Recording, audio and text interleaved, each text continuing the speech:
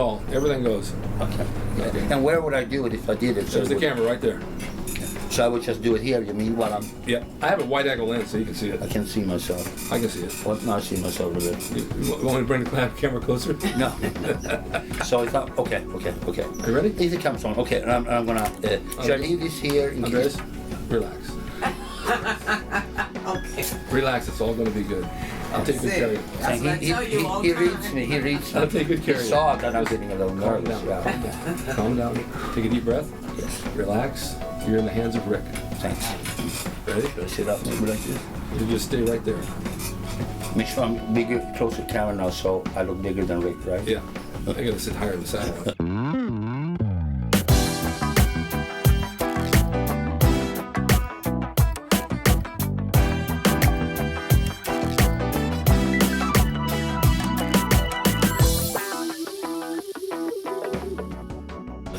Welcome to Rick's Corner. I have Andreas Cahling with me today, an old-time friend who's been in bodybuilding for years. He knows the ups and downs of the whole business. He's trained every way you can possibly think of, and he still looks magnificent at his age. He's an incredible guy, an incredible friend, and he drove all the way from Oceanside to be up here for you guys and for me as well. So it's my pleasure, Andreas, to have you sitting here. Oh, it's great to be here. Thank you. Just relax, Thank you. and we'll just have fun. Very All right. You said you came here in 1976. From where?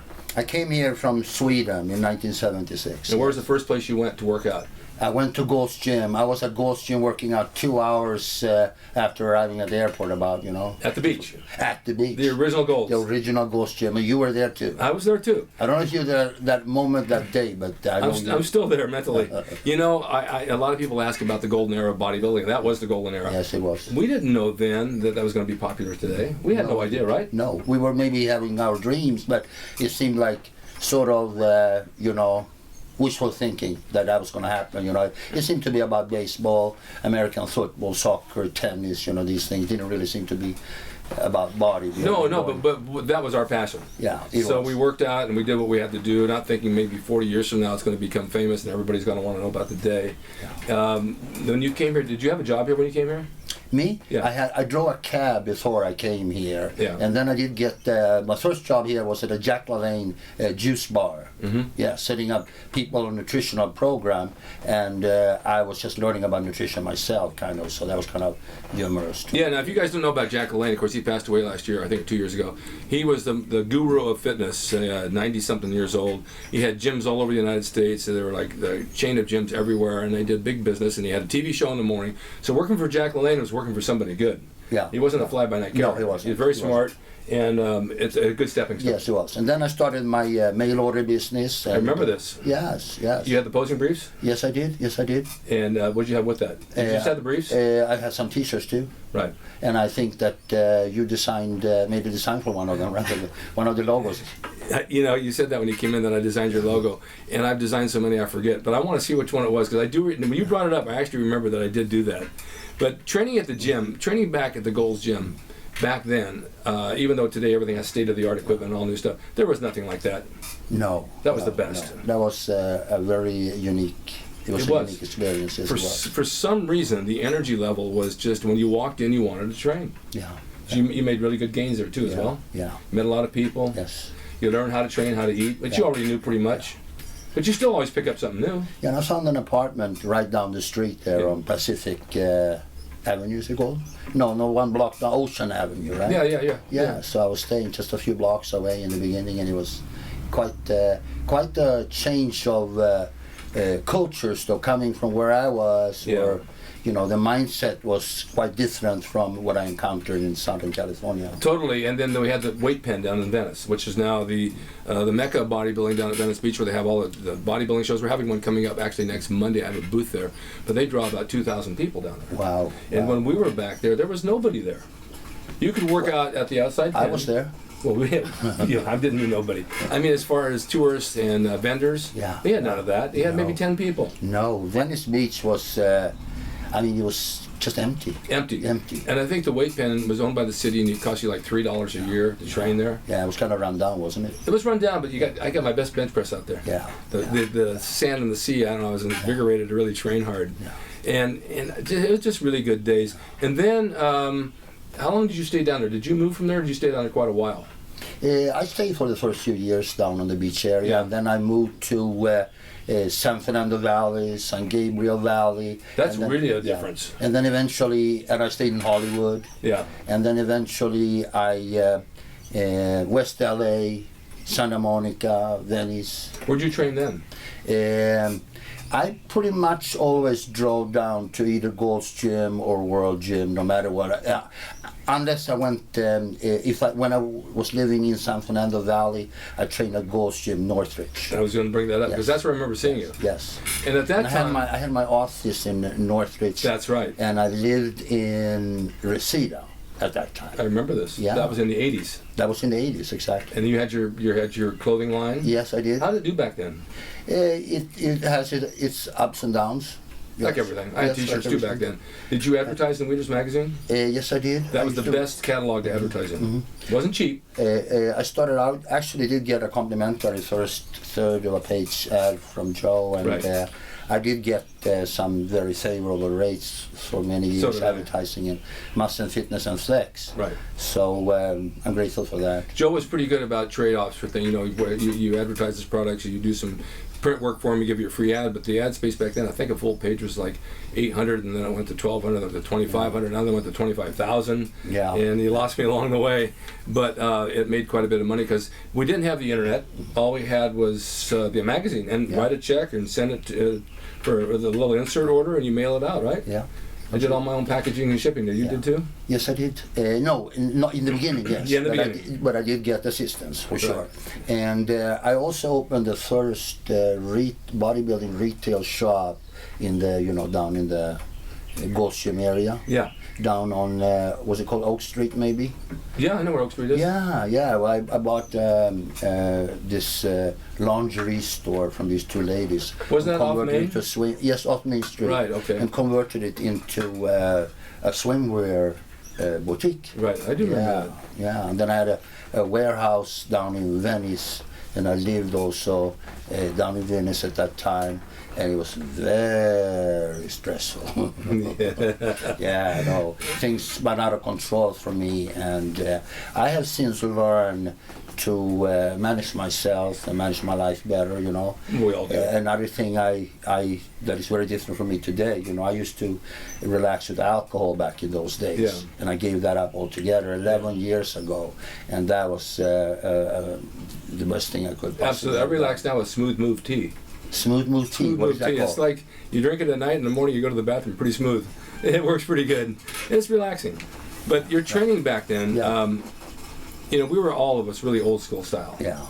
How did you divide up your body parts, and as far as sets and reps, and which body parts did you put together?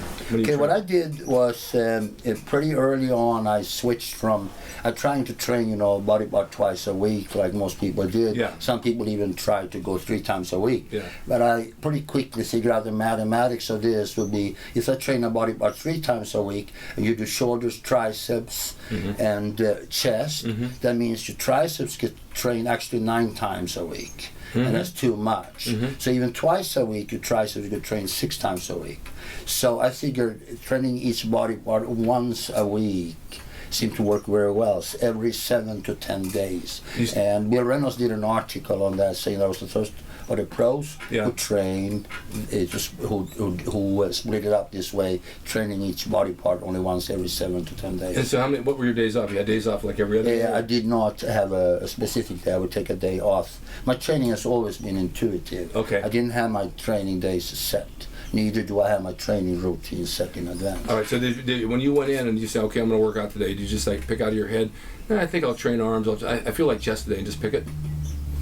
No, it's kind of what is in turn. I mean, what rotates. Exactly. And also taking into whatever would be a priority. Yeah.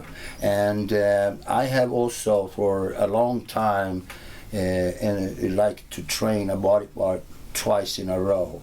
And back in those days, I would even take it to 3 or 4 times in a row, sometimes back in the 80s, early 90s. Okay. Especially preparing for the Niagara Falls in 1990. And I would come in and train a body part 2 or 3 times in the same day, or twice this day and then twice the following day. It didn't burn out? What I found to my great surprise, what I even published an ebook on this called Dual Impact Training on Amazon ebook, and I elaborate there. To my great surprise, what I found is if you come in and do chest in the morning and you come back and do it a few hours later or the same day, the shocking thing is you might find that you're stronger the second session out. And then you can ask yourself, how much did you really exhaust that muscle? The first time? Yeah, the first time. Right. It is like, so when you go up against you, it's like catching your chest off guard second time you come in. Right. It's like practicing boxing against a guy who already went 10 rounds. Right. Now you can really get to him, right? Yeah. Now he's really going to have to use his skills to defend himself, right? Yeah, I like that. So, try that. Catch your chest off guard sometime. Did you have any lagging body parts you worked harder? I had my upper chest, and it remained somewhat lagging throughout my life, I have to say, and I still keep it in mind, but I don't have an obsession with it or anything. Well, like that. I mean, from your photos and everything, no one would ever notice that. You can't tell. I wouldn't know that because it looks good. Oh, thank you. Your diet back then was how? Lacto-ovo-vegetarian, or in that direction. I've been eating along different ways throughout my life. There is no such thing as a standard Andreas Cahling diet for 40 years. Right. No, things have been changing. However, though, some things have remained constant, and that is I have made it a priority to eat natural, unprocessed, predominantly organic foods. And I also made it a priority. I believed early on that one of the worst things we can do to ourselves is smear ourselves with all these toxic skin products. Oh, I agree. The skin is like, it's just absorbs it, And I know that extra well because I'm on TRT, bioidentical testosterone replacement therapy. Right. And I use this testosterone cream, and I just put a little bit on here, prescribed by a doctor, obtained at compounding pharmacy. Okay? Yeah, sure, I understand. That's great stuff. Just put a little bit on your forearm and you just rub it in like this. Yeah. And that will raise your testosterone levels. And I really know how sensitive the skin is. So when you put some junk in there, or you put deodorant, toxic deodorants, use antibacterial soap, use hair shampoo. So a lot of these products are loaded with hormone disrupting ingredients, and I stayed away from those things since my teens. That makes perfect sense because everything is absorbed through the pores. Yeah. If you go into the gym and you got a sweaty bench and there's bacteria, it's going to go through your pores. Yeah. We're absorbing, we're like sponges. Yeah.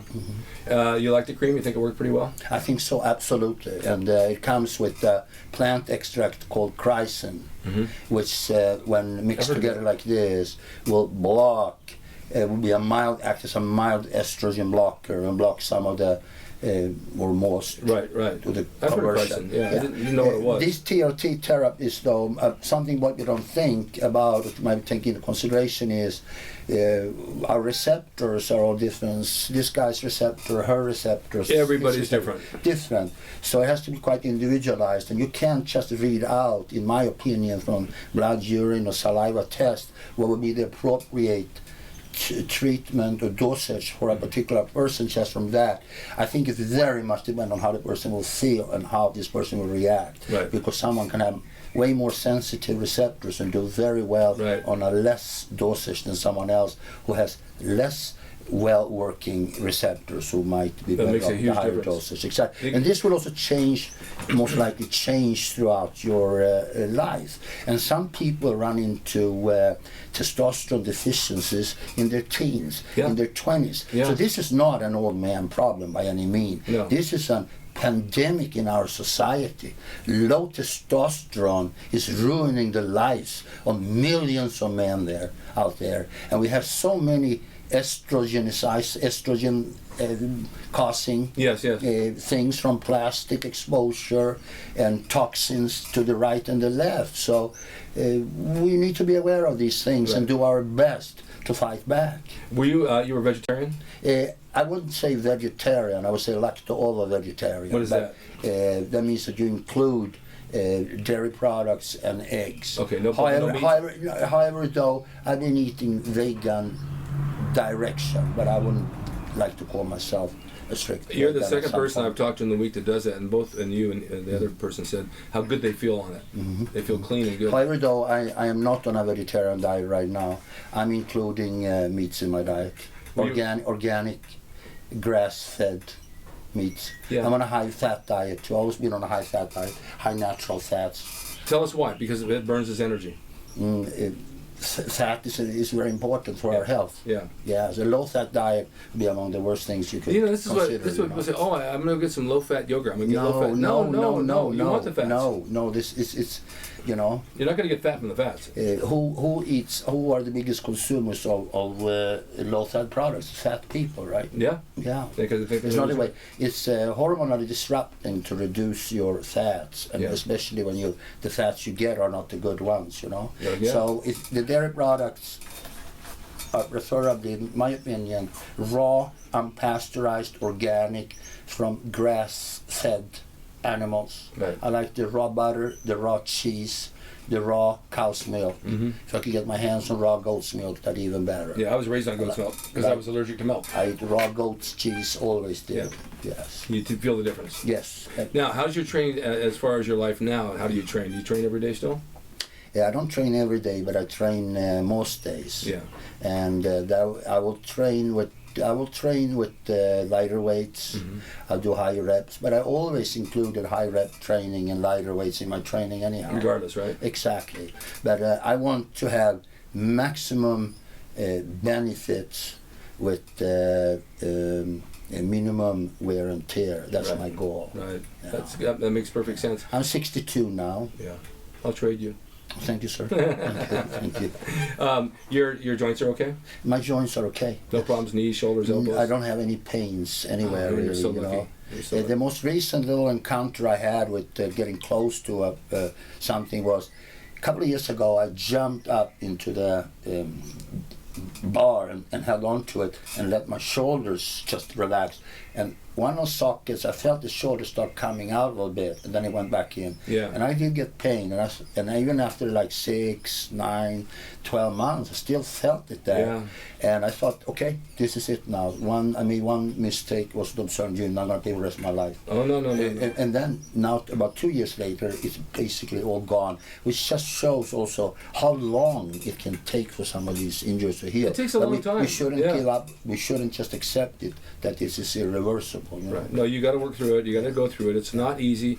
Pain when you train. I mean, it's like, you pain to gain, whatever. You do have to work through it. If you sit home and do nothing, it ain't going to go away. Something else that I do, and I had a tumor, removed over 10 years ago that was growing real close to my brain, so I opted to have it surgically removed. Okay. Today I might have approached it a little bit different, having learned more. And what I do now as an anti-tumor therapy ongoingly is I work on keeping my body fluids alkaline. Yes. Yes, and Important. Yeah, and I drink water. I do saunas more or less every day, every other day, and I bring water with me into the sauna, and I slice an organic lemon, put in 1 or 2 tablespoons of baking soda, and I pour in some Bragg's organic, raw, unfiltered apple cider vinegar in there. Yeah. And then I check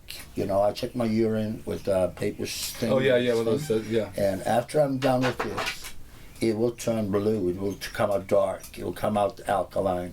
And I found that when I do this one day, the next morning I'm still alkaline. So this is... that's a big... This can be done. Yeah. Very hard to do through a diet. Yeah, but most people think that lemon is an acid, but it's not. It's an alkaline. Exactly. And it neutralizes the acid in your system. However, though, we just switched from, we kept it when we went to the gym, these big hard plastic bottles, but we just switched to glass bottle, not to have the cider vinegar, lemon, interact somehow with the plastic and release. I've heard that too. I use the apple cider vinegar every day. Yeah, better off in a glass bottle. And you know what, the baking soda too. Someone says, "Oh, I have indigestion." Take baking soda. Yeah. You put it on batteries to get rid of acid.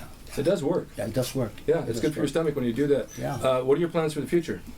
My plans for the future, I have a film. I was cast in a film called Legend of Dark Rider, and my character is called Baron. So that's up. And then I am in a film called Kung Fury, which is right now competing in Cannes, France. Is that how you pronounce it? Yeah, Cannes, Okay. yeah. Okay. Yeah. Yes. What side Not of quite sure, yeah. what side of where you live? Yeah. Okay. And that one is released worldwide May Good for you. 28th, and I'm playing the Nordic God tour in there. So that was Perfect for quite a journey. Yeah, Perfect. And this one coming up is going to be filmed soon? It's filming this winter. Yes. That's Yes, awesome. Yes. And you're training, you're living in Oceanside. Yes, right? I am. Training down there. Training there. And you're still in great shape. See a double bicep. Show the fans what you still got it. Look at that. You still got it. You're ripped to shreds. Stacked this all time, huh? Amazing. It never went away. No, when you pose, you gotta be able to pose with a relaxed face, right, Rick? Yeah, right. That can You don't look strain like you're under strain. But posing's harder than training, is it not? There he goes. I'm taking over. He's taking over the show.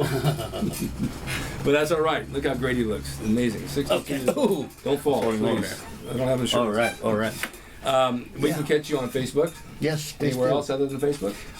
I'm on Facebook, and I'm also on Instagram. Okay. Yeah, As Andreas Cahling. that's Andreas Cahling. Yes, And, not hiding under a pseudonym of any kind. No good, huh? You gotta use your own name. People say, "What's your name?" It's Rick Drasin. That's my name.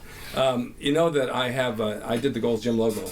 Yes. In the World Gym. So I have another website called Rick Drasin Originals, and I'll be down at the beach on the Memorial Day. I'll have a booth down there for the Venice show, selling all my new shirts. Got all new designs. They're all great colors, men and women's. Got the old tank tops I developed years ago. For the women, it has a scrunchie in the back, and I got V-necks. And come on down, buy a shirt. Go to the website rickdrasinoriginals.com. You can order from there. We ship right away, worldwide now in China as well. So I just want to say that, and I want to thank you for being here. Oh, it's great. Thank you very much, Rick. We've been talking about me coming on your show now for a few years, so Yes. I guess it was about time, right? I think it was overdue. Okay.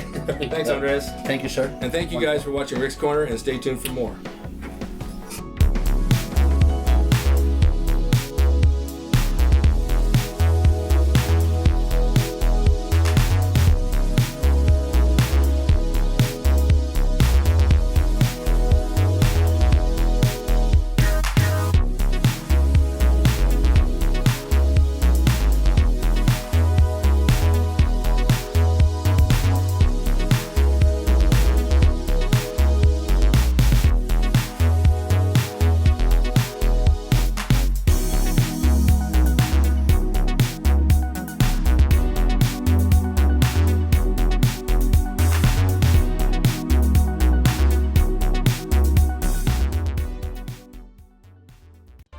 It's rickdrasin.com. He is the equalizer, baby. See you next time.